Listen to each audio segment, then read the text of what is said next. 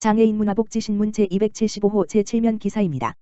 한국만화영상진흥원, 장애인 시니어 웹툰 교육, 청년 장애인 웹툰 아카데미 조성 및 운영 사업 진행, 경력 단절 전환 작가를 위한 웹툰 시니어 멘토링 사업 공고, 웹툰 창작 체험관 지역 웹툰 캠퍼스 조성 및 운영 사업 공고, 한국만화영상진흥원, 원장 신종철, 은 한 차 지원 사업 공고에 이어 2021년 2월 8일부터 두 차 지원 사업을 공고한다. 청년 장애인 웹툰 아카데미 조성 및 운영 사업은 전국의 장애인들에게 웹툰 교육에 대한 접근성을 강화하여 잠재력 있는 장애인 웹툰 작가를 발굴하고 경쟁력 있는 작가로 육성, 새로운 취업의 길을 열 수 있도록 지원한다. 법령에 따라 설립된 장애인 관련 복지시설 및 교육기관을 대상으로 하는 지원 사업이다. 2021년에는 신규 2개소를 추가 선정하며 각 1억 3천만 원을 지원하고 서울, 경기, 창원, 부산, 제주도 등 기존 9개 장애인 관련 기관에는 6천만 원 물결표 사인 8천만 원을 지속 지원할 예정이다. 한국만화영상진흥원 교육사업팀 최하전 팀장은 만화와 웹툰 분야는 상대적으로 장애가 작품 활동에 큰 영향을 주지 않는다고 생각한다. 청년 장애인 웹툰 아카데미 조성 및 운영 사업이 잠재력 있는 장애인 웹툰 작가를 발굴하고 자립할 수 있는 기반 사업으로 영향력이 확대되도록 세심히 사업을 추진하겠다고 말했다. 웹툰 시니어 멘토링 사업은 시니어 만화가 및 경력 단절 전환 작가를 대상으로 웹툰 창작 부문 재교육을 통해 창작 능력 개발 및 실질적 작가 활동 재개를 위한 멘토링을 지원하는 사업이다. 사업은 두 매칭을 통해 그룹형으로 진행되며 멘토 14명과 멘티 14명을 선정하여 과제당 600만 원을 지원할 예정이다. 웹툰 창작 체험관 지역 웹툰 캠퍼스 조성 및 운영 사업은 전국의 웹툰 교육 거점을 만들고 웹툰 산업의 지역 확산과 지역 기반 선순환 생태계를 조성하기 위한 사업이다. 현재 전국의 웹툰 창작 체험관 34개소와 지역 웹툰 캠퍼스 8개소를 운영 중이며 2021년에는 지역문화 콘텐츠 진흥기관 및 비영리단체를 대상으로 웹툰 창작 체험관 신규 8개소 선정 및 기관별 3,500만 원 이내, 지역 웹툰 캠퍼스 신규 1개소 선정 및 기관별 3억 5천만 원 이내 지원 예정이다. 클러스터 사업팀 김호현 팀장은 경력 단절 전환 작가의 재교육으로 역량 있는 작가로 사회복귀에 기여하고 전국 단위 웹툰 체험관과 캠퍼스 조성으로 한국의 만화 웹툰 IP의 생산 원천이 되도록 하겠다고 말했다. 한국만화영상진흥원의 2021년 지원 사업은 진흥원 홈페이지를 통해 공고되며 기타 세부 내용은 한국만화영상진흥원 교육사업팀, 지역번호 032-310-3082, 클러스터 사업팀, 지역번호 032-310-3031-333을 통해 확인할 수 있다. 부천 서울신학대, 지역사회 통합돌봄 협력 세미나 개최. 지난 3일 부천시와 서울신학대학교가 공동으로 지역 중심의 지역사회 통합돌봄 체계 구축을 위해 협력 세미나를 개최했다. 이날 현장, 지자체, 학교에서 돌봄의 과거 현재 미래에 따라 어떻게 돌봄을 추진하고 있는지 그 혁신 이야기를 전했다. 이와 함께 돌봄이 나아가야 할 방향을 함께 고민하고 논의하는 시간을 가졌다. 이승주 부천시 경로주간보호센터장은 주제 발표를 통해 장기요양보험제도의 과거와 현재에 대해 논했다. 세계에서 가장 빠르게 진행되는 고령화 사회에 대비하는 장기요양보험제도의 새로운 지표로 장기요양기관장과 종사자의 신념의 중요성을 강조했다. 이와 함께 장기요양과 지역사회 통합돌봄 제도 간 연계 노력에 대해 발표했다. 김정길 부천시 복지위생국장은 부천형 지역사회 통합돌봄 정책을 발표하며 지역사회 통합돌봄의 필요성과 보건복지부와 부천시에서 진행하는 정책과 사례를 소개했다. 향후 공급자가 아닌 대상자 중심으로 다양한 기관과 함께 소통 연계하고 주민 중심을 목표로 행정 혁신과 보건복지의 통합을 이루며 부천형 통합돌봄 모형을 개발하여 전국에 확산할 수 있도록 노력하겠다고 밝혔다.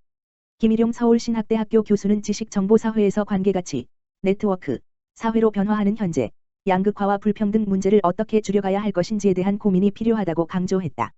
이를 위해 당사자에 집중하는 바른 패러다임과 절차의 혁신, 민관학이 연계된 지역사회복지를 해결책으로 제시했다.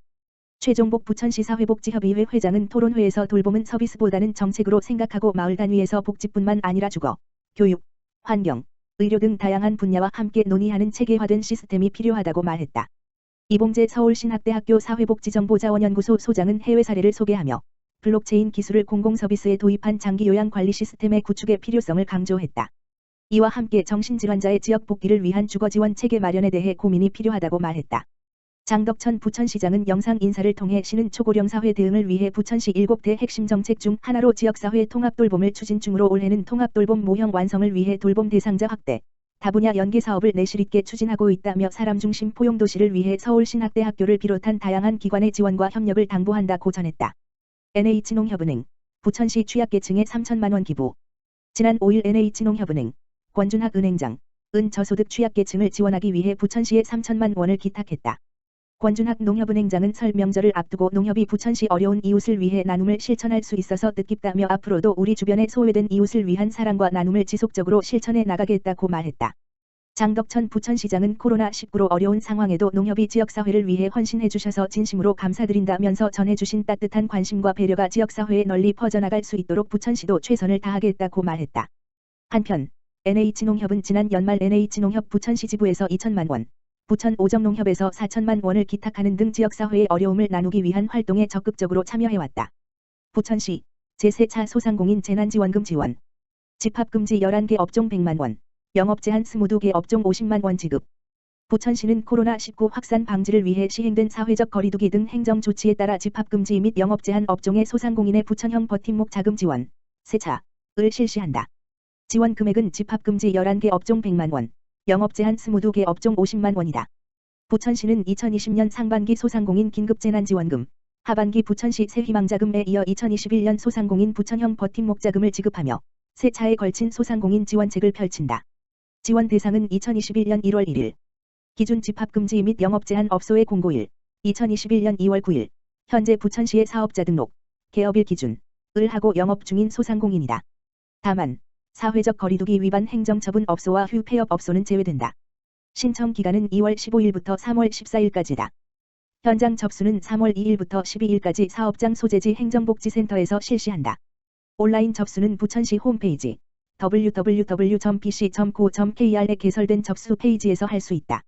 신청 서식은 부천시 홈페이지에서 내려받거나 동행정복지센터에 비치된 서식을 사용하면 된다. 신청 문의는 부천시 콜센터 지역번호 032-320-3000로 하면 된다. 장덕천 부천시장은 소상공인은 지역경제의 근간이며 희망이라며 코로나19 확산으로 어려움을 겪고 있는 소상공인에게 이번 세차 부천형 버팀목 자금이 조금이나마 힘이 되고 침체된 지역경제를 살리는 데 도움이 될 수 있길 바란다고 말했다. 성남시 저소득 1인 가구 간병비 지원 최대 21만 원.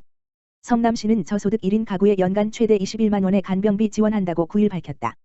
지원 대상은 성남시에 주소를 둔 중위소득 90% 이하, 월소득 인정액 164만 5,040원 이하의 1인 가구다. 해당 가구에 사는 사람이 갑작스러운 부상이나 질병으로 관내 2차 이상 의료기관에 입원해 간병업체, 협회를 통해 간병 서비스를 받은 경우 지원한다. 남용을 막기 위해 하루 간병비 10만원 기준 70%, 하루 최대 7만원을 지원한다. 나머지 30%, 하루 최대 3만원은 본인 부담이다. 올해 처음 시범사업으로 도입해 200가구를 지원한다. 이를 위해 시는 지난해 11월 보건복지부와 사회보장제도 신설에 관한 협의를 마치고 올해 사업 예산 4,200만원을 확보했다.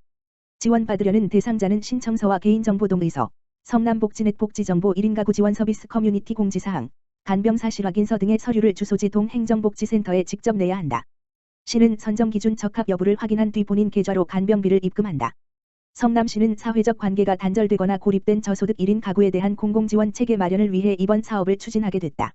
성남 지역 1인 가구 수는 총 10만 8,148가구이며 전체 36만 1,413가구의 29.9%다. 성남시 공동주택 공동체 활성화 사업 공모 최대 800만원 지원. 층간소음 흡연 예방 등 아파트 사는 이웃 간 배려 문화 확산. 성남시는 오는 3월 12일까지 공동주택 공동체 활성화 사업을 공모한다. 아파트에 사는 이웃 간 소통 화합하는 프로그램을 발굴 운영하는 단지에 200만원부터 최대 800만원의 사업 추진비를 지원한다. 공모 내용은 공동주택 주민 간 갈등을 해소하기 위한 층간소음, 층간흡연 예방 사업, 이입주민 간 소통하는 아파트 앱 구축, 주민학교 운영, 에너지 절감을 통한 관리비 내리기 프로그램 등이다. 코로나19 상황에 비대면 또는 비대면 전환 활동이 가능한 프로그램이어야 한다. 20가구 이상 규모 아파트 단지에 10명 이상으로 구성된 자생단체가 공모에 참여할 수 있다. 입주자 대표회의, 공동체 활성화 자생단체, 관리주체 등 세자 공동명의의 사업계획서와 신청서 등을 기한 내 성남시청 7층 공동주택과에 직접 내거나 우편 또는 담당자 이메일 tc85@korea.kr로 보내면 된다. 시는 사업 필요성, 기대 효과, 주민 참여도, 지속성 등을 종합평가해 5곳 이상의 단지를 선정하며 지원금 총 규모는 4천만 원이다. 사업 추진에 드는 비용의 20% 이상은 각 단지 자체 부담이다. 성남시 공동주택과 관계자는 코로나19로 재택근무하는 이들이 늘어 아파트 층간 소음이나 흡연으로 인한 갈등이 발생하기 쉬운 상황이라면서 공동체 활성화 사업 시행은 이웃 간 정을 나누고 배려하는 문화를 확산하게 될 것이라고 말했다. 성남시 중장년 1인 가구의 안전 알림 라트 기기 설치, 온도 습도 조도, 움직임 등 자동 감지 고독사 등 위기 상황 신속 대응. 성남시는 혼자 사는 중장년 1인 가구의 사물 인터넷, IoT 기술이 적용된 안전 알림 기기를 설치해 고독사 등 위기 상황에 신속 대응해 나가겠다고 8일 밝혔다. 안전 알림 IoT 기기는 설치한 집안의 온도, 습도, 조도, 대상자의 움직임 등을 자동 감지해 일정 시간 변화가 없으면 시 또는 각동 모니터링 화면으로 상태를 알려주는 시스템이다. 인터넷망과 연결돼 집안의 변화를 8시간 내 감지된 정상, 12시간 내 미감지는 주의, 24시간 내는 경보, 24시간 이상 경과는 위험 등 4개 단계로 구분해 알려준다. 단계별 알림에 따라 전화 또는 대상 가구 방문으로 안부를 확인해 위험 상황을 막을 수 있다. 설치 대상은 혼자 사는 40세 물결표 쌓인 64세 중장년이면서 기초생활보장수급자 등 취약계층 300가구다. 시는 7,920만 원을 들여 해당 기기를 사들이고 올 1월부터 대상 1인 가구에 설치 중이다. 현재 220가구의 안전 알림 IoT 기기 설치를 마쳤고 남은 80가구는 각동 행정복지센터를 통해 대상자의 신청서를 받고 있다. 이들 300가구는 다음 달부터 복지통장, 지역사회보장협의체 위원 등과 1:1 매칭해 돌봄 서비스를 더욱 강화한다. 시는 코로나19 장기화로 1인 가구 방문 돌봄 서비스가 어려워 돌봄 공백을 줄이려고 이 사업을 추진하게 됐다. 성남 지역 전체 1인 가구 수는 10만 8,148가구이며 이 중 40세 물결표 쌓인 64세 중장년 1인 가구는 4만 3,940가구다.